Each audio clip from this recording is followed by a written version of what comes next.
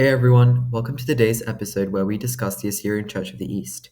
Key pointers for today's discussion include 1. The initial establishment of the Church of the East, 2.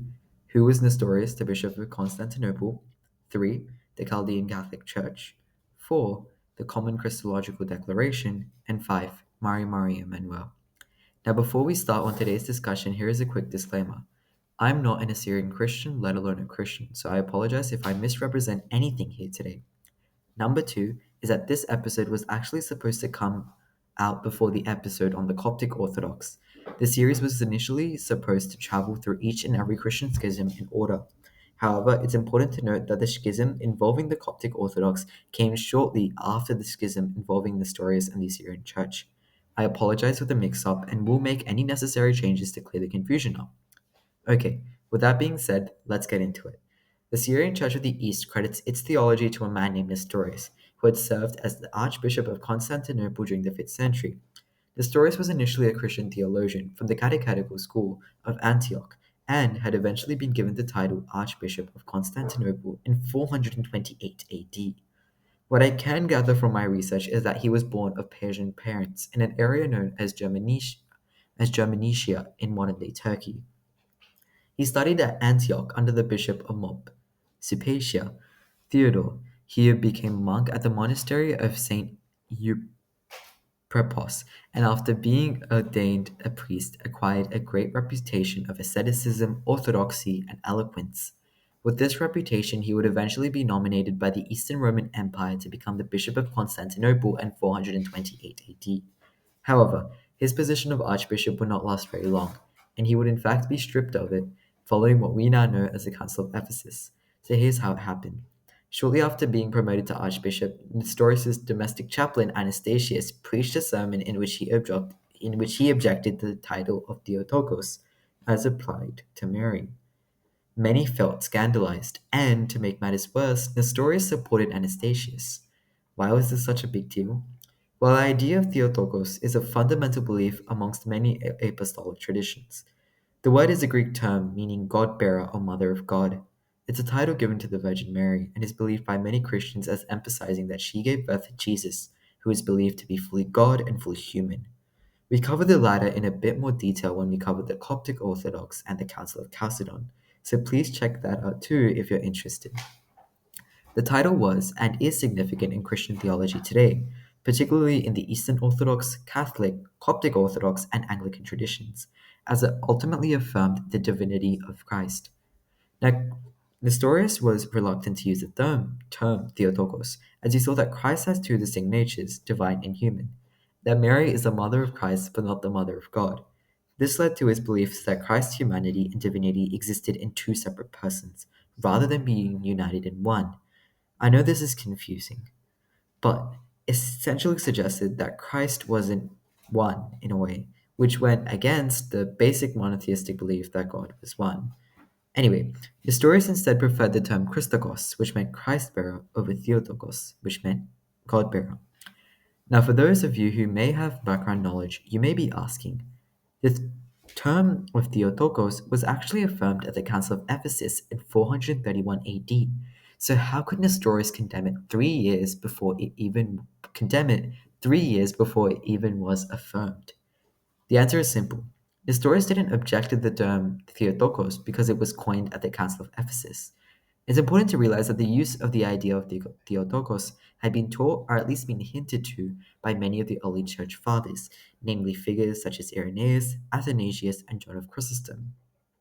So for Nestorius to go ahead and criticize this term, it became quite scandalous to many Christians at the time, as it was seen synonymous to attacking the revered church fathers of the time. It was for this reason the Council of Ephesus was convened to address Nestorius' seemingly heretical teachings. One of his biggest challenges at the time was the Bishop of Alexandria, Cyril. Now, although this may seem like a small fight between different bishops, it's important to understand the sheer significance each of these figures had. Both Cyril and Nestorius form part of something we now know as the Pentarchy.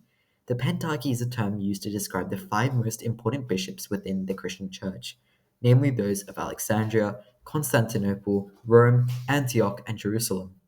Constantinople and Alexandria were two major centers of Christian learning and theology, so it was a pretty big deal when both of these bishops clashed.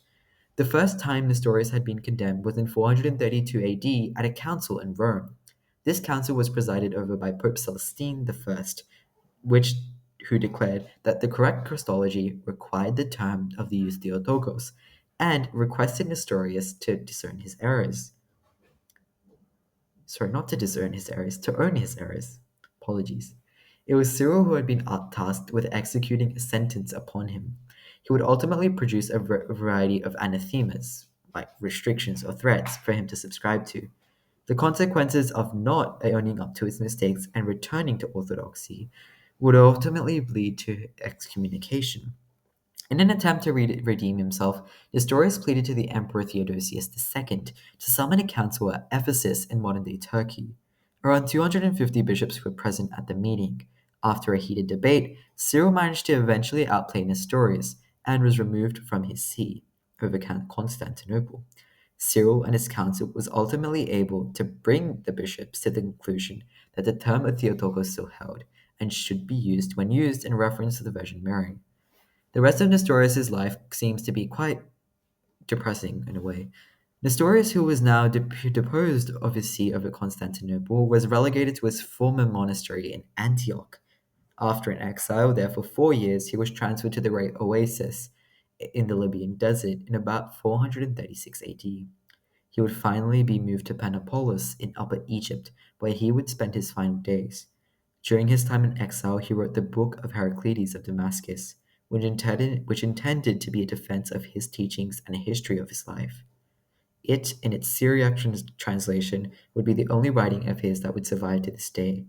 He would remain loyal to his teachings till his death in 451 AD.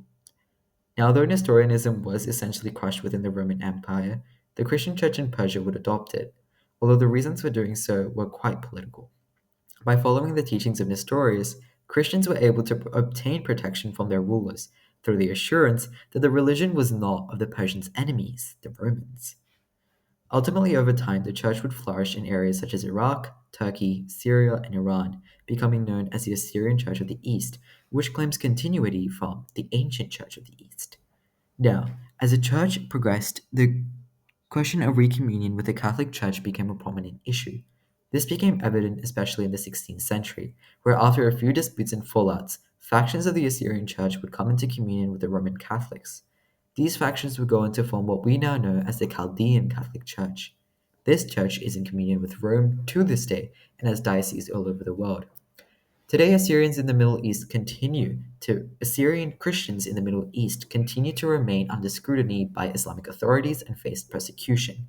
Nevertheless, the Assyrian Church of the East survives today under the leadership of Marwa III. Leadership of the Assyrian Church was historically hereditary, but in recent times, leaders of the church have been chosen.